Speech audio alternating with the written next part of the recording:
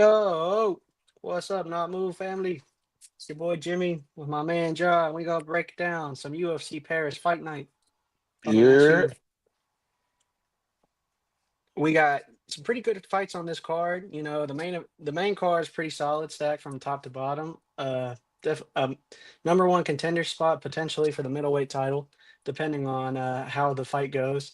There's also been news of if the main event in this fight isn't up to Dana White standards, they might do the newly announced UFC Vancouver main event of De Ritter versus Fluffy Hernandez. Both of those guys have been on tear, so it's just a matter of who shows out the best. So we might have to get a wait on who's Hamzat's next opponent, but to be honest, I don't think it matters out of any of those four.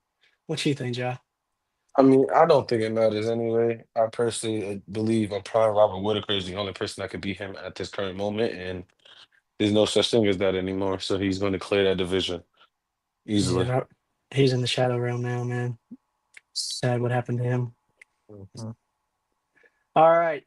Let's start at breaking this card down. You know, we got some good fights on the prelims, not some up and coming fighters, you know, just trying to make a name, and then some that are just kind of like I mean, it's not the greatest show, but you know, we'll see. We'll see. The main card's really where it's at. It is kind of sad that the Pitbull Lucene fight got canceled because Lucene is probably it was his debut onto the UFC, and he could have made a statement getting a big knockout over Pitbull, which I think he could have done because Pitbull's up in age. But he missed weight by 4 pounds, so you ain't gonna last long if you don't make weight. Yeah, and if I was him, I'll be considering moving up in weight immediately, just because of missing weight that one time. Dana's not going to give you too many chances. No, you Chris, already saw what he did last time with Brian Battle. He got cut because he missed weight. yep. Dana hasn't really. He's never really played that missing weight thing. That's why Chimaev is now finally got his due and everything like that because of missing weight. He doesn't like guys who miss weight. Hmm. But I still think, I mean, you say he could have knocked out Pitbull, but you got to understand, Pitbull hits extremely hard. So you Yeah, have I to be mean, able to withstand that. Like in his last fight, you noticed the guy could have beat Pitbull, but he couldn't take the hits from Pitbull. yeah, and Pitbull like how I would have saw that fight going down is either Lucene had the puncher's chance for a KO or Pitbull had the advantage on the ground. Pitbull's like very skilled on the ground, so and that guy hasn't been tested by a man of Pitbull's caliber on the ground. So that's how I saw that fight going. Either a submission by Pitbull or he just got his head taken off. But you know, we'll never know because the dude missed weight, and that's sad to see. Knowing Dana, they'll probably rebook the fight. Yeah, maybe. Or they might just find Pitbull a new opponent. Yeah, but I mean, no one wants to fight him on short days notice, or he didn't want to take a short days notice fight. Yeah. I Well, I don't mean know it which was one it was, but yeah, it's a day out. All right, let's get to the top of this card. Let's break this thing down. yeah, and we also had two on the prelims that was canceled.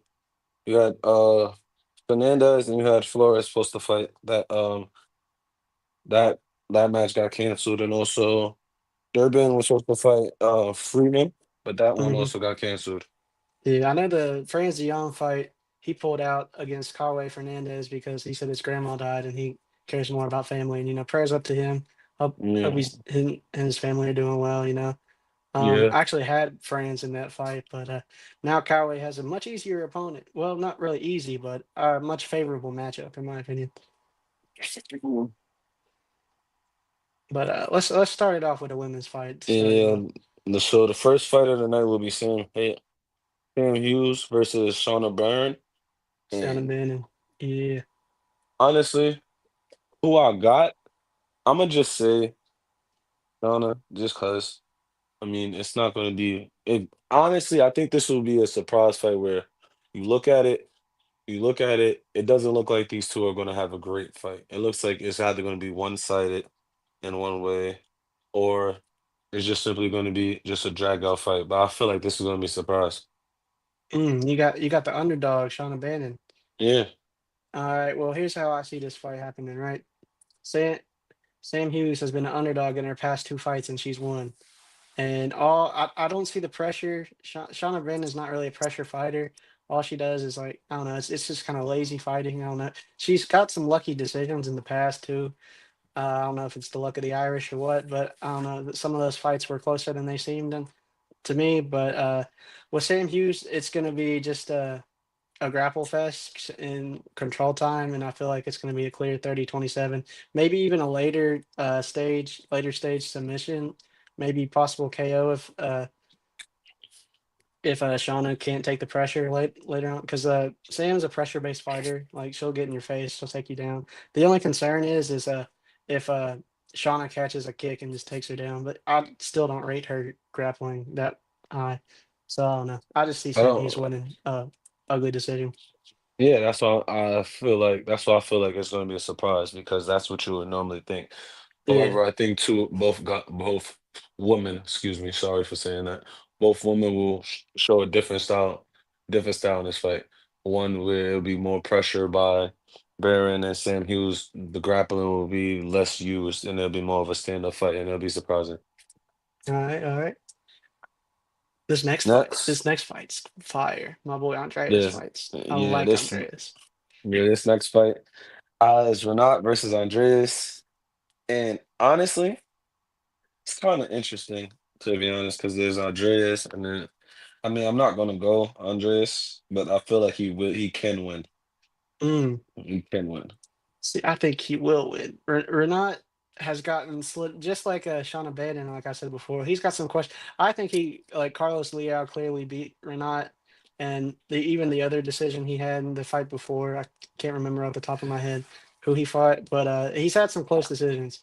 Andreas Gustafsson will make sure there is no room. He gets in your face. He will fight until from the first bell to the last, all the way from the clicker to from the bell to the clicker, bro. I think he'll be leave no room for a decision. He'll always outstrike, and he'll outwork. And he said, I can't say what he says his fighting style is because I don't want JB's podcast, like the podcast, to catch a strike. But he says he fights in a way that is special. Let's just say that. Crazy. Um, but that's the thing. That's why I feel like it's going to be the way it is. I think if it's ends early, Andra. But Mhm. Renat, I think Renat, if it goes to decision, is going to go Renat's way.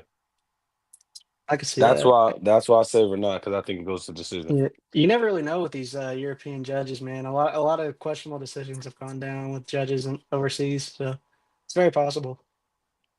Yeah, very possible. And then you got Brad Tavares, who's well out of his prime versus Robert. And Hmm. I see Brad losing here. You know, Really? I Wow. mean, this is the reason why, because this is a fight to get back on track in terms of, he's one of the guys. UFC clearly don't want to get rid of him. Not saying that like that, but like I think he's at the tail of his career where like he can get snuck, and I think that's what happens. He gets snuck or a fluke submission or something pops out where he gets caught. That's what I think happens Mm. See, because he's very vulnerable. He's very vulnerable. I'm sorry, but lem- he's very vulnerable. yeah. Let me tell you about my man Brad Tavares. Right, he is 16-10 in his UFC career. That means he is one win away from having the most wins in the middleweight division by any man. And this man he's fighting, Robert Breachchick, lost is 0-1 in the UFC and lost to Ihor Pretoria, who is terrible.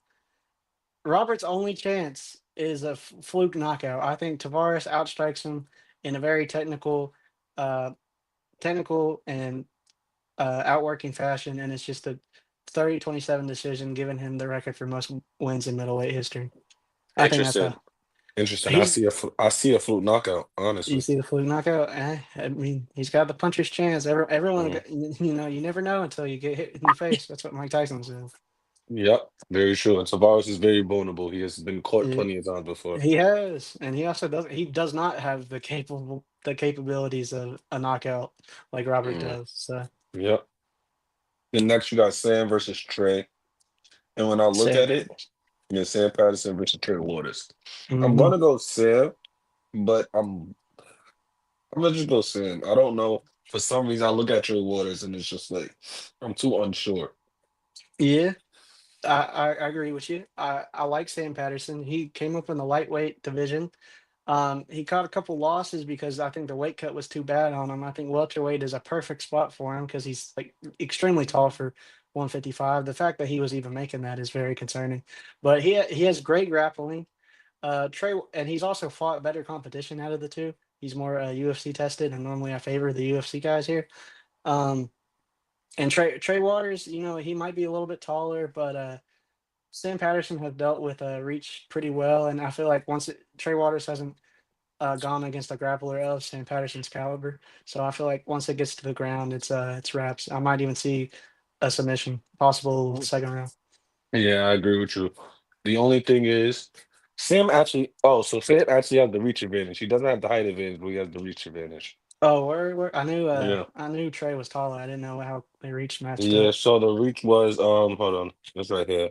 Sam has a 1 inch reach. It's a 1 inch reach Mm, advantage. He's a that's good. 78, and he's a 78 and Trey's a 77. But he has 2 inches on him in height. Gotcha, gotcha. I think I don't know. Trey's made like he has like good fluid punches and stuff, and I don't know if he has like the pure power. Like I think he has like a couple knockouts, not too many though. I don't know. I just see Sam Patterson with the just outclassing him on the ground. That's just how I see it. I mean, Yeah. he's fought killers at the lightweight. Well, not really. Well, killers in the word of like the. I feel like lightweight's a lot more competitive on the way up than welterweight is. That's just how I see it. And he's fought those guys, so I give the edge to him. I think welterweight is very top heavy, and that's what we Yeah, focus on yeah, a lot. We don't focus on the bottom of it, I which agree with you. is, you know, A bit lackluster, I get you. yeah. Next, we have Harry Hamrick versus Highway. Hua- Huawei Fernandez. Yeah, And I don't know. I mean, I'm gonna just go Fernandez. I mean, he has the reach advantage, he has the height advantage. and he has a full camp. Yeah, that's it too. That's another thing. The full camp is really what it is. But then Yeah, again, you never know. You never know in those situations. this is the Hardwick's. The Hardwick brothers are two pretty solid fighters on the regional scene. This is one of their first opportunities into the UFC. I just don't think the matchup favors them. To be honest, I like Coway striking a lot more than I like Hardwick. I feel like Coway will chop out the leg and ends up beating him with hooks and jabs, straights. I mean, I feel like it's easy money for Coway. I don't think I have a question. How many days ago did first call out? Not too. It was like a couple. Zion called out. I think it was 3 4 days ago. Like it's a 4 day like Monday. I think Monday is when Hardwick Oh, so got the Labor call up. Day. So Labor Day. Yeah, yeah, So 4 days notice, which means okay, yeah, that's not favorable. yeah. Then the next fight you have, wow, that's honestly interesting. You have Machine. Ah, I said his name wrong. I apologize. Tabora, Marcin Tabora. Yeah, Machine Yeah, Tybura versus Ante Delija, Delusion. Delija, and We gonna I get you there, mean, Joe. yeah. Listen, man. Listen, man. It's hard to pronounce these names. I watch it and still don't. I'll watch. Do you know how long it took me to remember Marab Philly? Yeah, It took yeah. me. It took me It's a like a year or process. It's a two. it's a process for sure. It took me 2 years to learn how to pronounce his name. And he's been changed almost that long. But anyway, Yeah, like I Tabora told, versus the. yeah, like I told you, I always go. I'm gonna go with the younger guy. I always normally go with the younger guy. I'm gonna go Yeah, Auntie. yeah. He's younger, but which is interesting is he weighs less. Mm-hmm. He's coming in at 239, which is honestly interesting. Mm-hmm. Yeah, I this also. Oh, my fault. similar height and weight. I mean, similar height and wingspan. You know, but yeah, I always go the younger guy, so I'm gonna keep that going. See, normally me, I go with the more UFC tested guy and Marcin Tybura because Marcin's been he's been like the gatekeeper of the heavyweight division for a while, right? But I mean, these guys have fought 10 years ago, and Tybura won off a freak leg kick, like Deligi's leg like was snapped in half. But I think Delija comes back on gets his revenge, man. I think this is like normally I don't go for like the out of UFC guy coming in to win, but I think he's better on the feet. If he can keep it standing, he has the puncher's chance. I think Tabora is just kind of washed, man. He's 39, he's getting old. I think the gatekeeper's finally done, and the new blood, even though he's 35, so it's not really that much new. Yeah. I think the former PFL, he has caliber in his own right. He was a former PFL champ. He was supposed to make the switch into UFC during the pandemic during Fight Island, but he never did. So this is his first appearance, and I feel like with heavyweights, like the lighter divisions, they were giving guys like top 15 guys, top 10. I know Tabor is top 10, but he's not the caliber of fighter that some of the other like Patchy Mix and Pitbull had to face like right off the rip. So I give the edge to Auntie. Yeah, as you know, I always pick the guy. I love the guys who are in the UFC. I always pick them. Last time I did it wasn't so well, but hey, you win some, you lose some. Facts, facts. Huh. Next, so the final match of the prelims, you have Omar Sy versus Brandon Roberto. I said his name wrong. Yeah. I apologize. And when I look at it, when I look at these two guys, I'm definitely going to go with the person who has the height and wingspan advantage in Omar. I'm gonna go hmm him. But, but, I see him finishing it, and if he doesn't finish, I see it going to decision and him losing. I could, that's not a bad take. I like that. I think this is definitely a kill spot for Umar. I feel like last time he got smoked or like fraud checked by Alonso Minifield, and this is his get right spot. I feel bad for Brenton Ribeiro because he gets like fed like can where he dominates, then he gets fed to a dog where he gets smushed, and he's just in this constant cycle of smush can, smush can, smush can. So I mean, he's also coming off a very violent knockout in September. So I feel like Umar Sy is just gonna take him down and ground and pound TKO probably like second round, maybe first, end of first, late Yeah, first. Or thinking the same he, exact thing. poor guy. Feel bad for him. Now we have the featherweights, my least favorite division. Anyway, let's start with the main card. You have William Goons versus Robert Ushala. Liam Gomez, yeah, Robert Uchala. All right, Robert Ushala. And this guy. even though he's not that much younger, I'm gonna go Robert. Even though he's not that much younger, Really, you going to inexperienced guy? I always go with the inexperienced guy. The inexperienced guy. See, I'm I, gonna go with William Gomez. Last time he's lost to a similar fighting style in Hyder Emil, but the only difference between Hyder Emil and Robert Rujala is Hyder Emil is a UFC fighter, and this guy's coming off the KSW scene. And Hyder Emil is like got a couple wins in the UFC, and this is his first fight. I feel like the big cage will lend its way to William Gomez. I feel like he's going to use his reach and his technical striking. You might even see like a late round knockout here. I think Gomez, this is Gomez's get right spot. I mean, I feel like he kind of got like bull rushed in his last fight with Hyder Mill, and I think he's going to come out and be prepared for what could happen, like what Robert saw with Hyder, and I feel like he's going to be able to game plan and work adjust. around that. Yeah, yeah, Yeah, my thing is, I like the guys who are in the UFC. I don't know why. I just like it. I mean, I was wrong last time, but let's keep going. I'm gonna just always yeah. pick the guy, Make inexperienced a guys because splash. Yeah. yeah, I want them to see more of the guys coming in and proving that they belong, other hmm than the UFC guys just terrorizing everything and things of that nature. I like to I pick the feel you. underdog. Next, we got Axel Sola versus Rye McKee, Reese Reese Reese McKee. McKee, Reese Yeah, McKee, the and Irish Devil. I see Axel going 11-0 in this one. I mean, What? We're on two opposite sides today, man. well, I'm always going to pick the You're guy all with the you're least always experience. man. Good That's gonna bite you, man. Too bad you ain't putting no money down. It's a good thing you ain't putting no money down, bro. thing. I think Reese McKee's gonna smoke this dude, bro.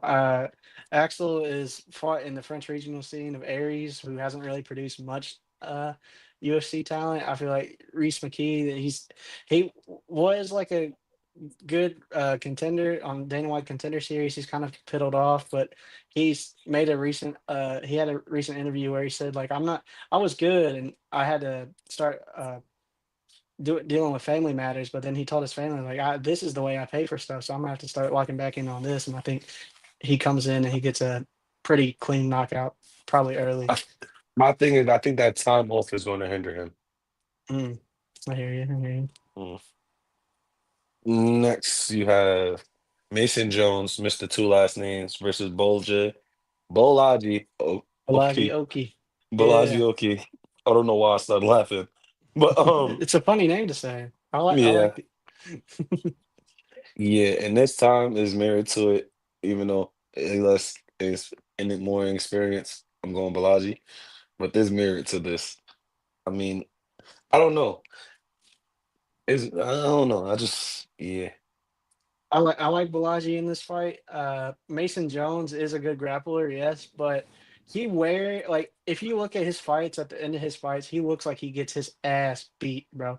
Like he might come out with a decision win, but it looks like he went through a war, and I feel like Balaji's gonna, you can't take that damage forever and still have your lights on. I feel like Balaji's gonna find the kill shot, That's and very he's gonna true. he's gonna get a good dub. I like That's very Balaji. true. And I remember what my merit was. I don't like his name. I don't like the I don't like the two last names. I don't like it. And now we have Motas versus Paul Craig. I'm going Paul Craig. I mean, I told you before this podcast started, Paul Craig is my guy. He should have been the co-main. I'm going Paul Craig.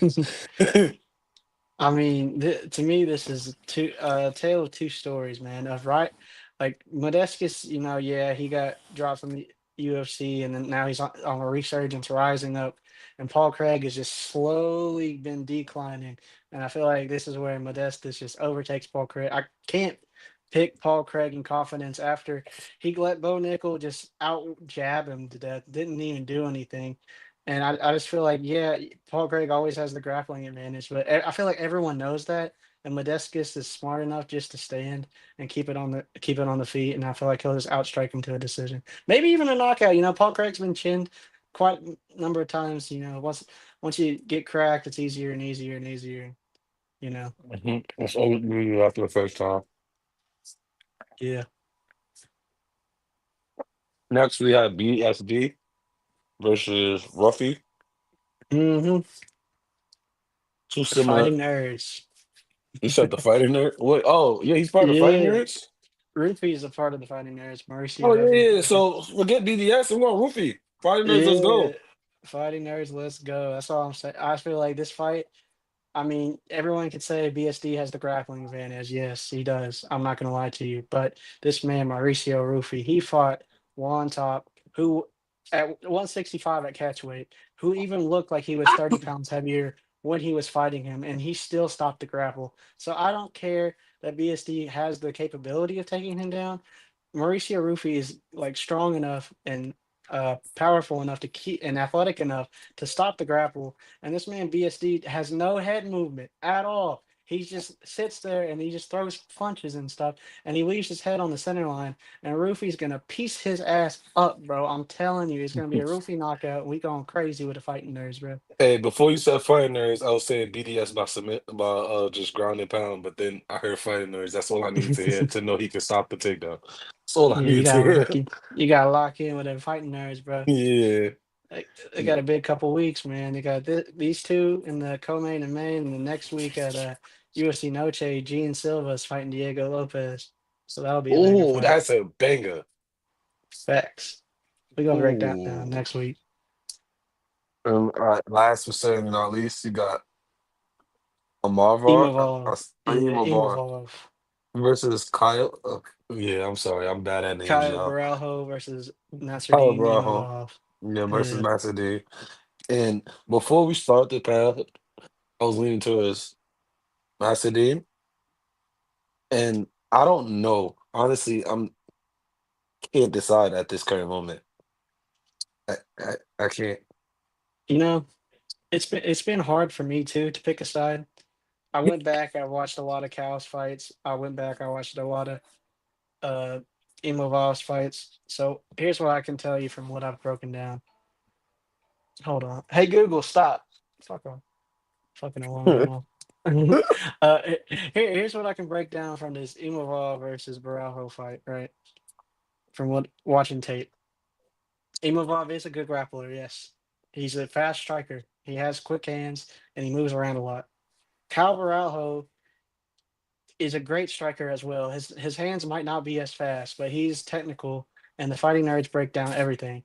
And what Cal Barajo can do to slow down Imavov, which I believe he's going to do, is exactly what he did to Cannonier. He's going to take the leg out. He's going to break his leg.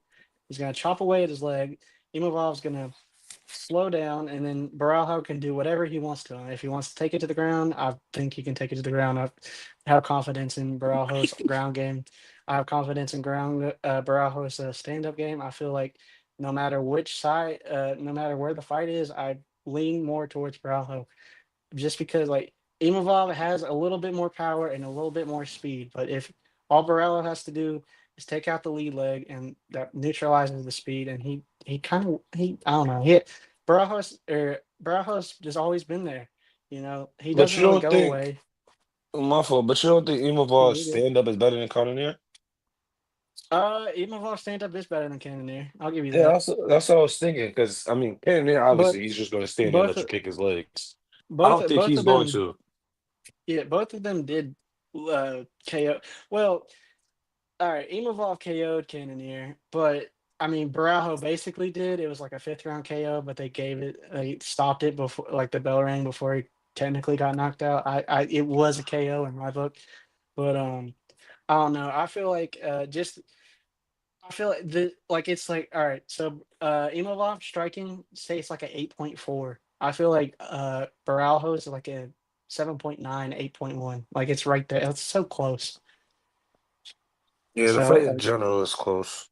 yeah, I feel like it's going to be a banger fight. It's going to be a technical fight. I feel like it might go all five, and we'll see who comes out as potential um, number one contender for the middleweight belt. I don't think either of these guys can beat Hamzat just because Hamzat's a monster on the ground, and that's all you need to know. But I mean, I say this, I tell you this right now. If this fight goes to decision, right?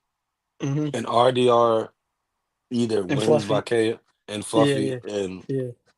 Fluffy knocks But out RDR, or RDR knocks out Fluffy, they get the title shot next. oh yeah, for sure, for sure. Dana White's always trying to get the flashy, like reward the flashy thing. And I credit RDR. This will be his fourth fight this year. He's on a 3-0 win streak in the year 2025, which is crazy. And I feel like I think this is Fluffy's third. So both of those guys have been putting it on this year. But I don't know, man. I still don't think any of the four I could also beat don't. Hamza. I also think you. There's no. I also think there's no way you don't give it to RDR if he wins at all. Yeah. And it'll At all. probably be after what's I mean, I the had Fluffy winning as of right now, but still, word? Word? he beat Whitaker. I'm not rooting it for him. Come on now. That's fair. I That's ain't. fair. Whitaker's your ain't- guy. I feel like ain't- they'll probably do the winner of well, whoever wins. They'll announce it for the fight to be in Dubai after Ramadan. It's probably when you'll see the next middleweight Yeah, because championship fight. he won't be Because fighting anywhere near there. yeah, Yeah, there Ramadan. He won't be fighting. Islam won't either. That's why they're trying to get Islam in before the end of the year. Mm, All right, I think that's a good prediction, good breakdown. You know, we got some disagreements, we got some agreements. You know, we'll see who's right, who's wrong. Maybe if you ain't doing nothing Monday, I can do a quick who won breakdown type thing if uh, you want. yeah, we can. All right, bet. All right, not Mo family. Keep it real. It's been real. Lock in or log out. Yes, Um, sir. have a great day. Now moved out.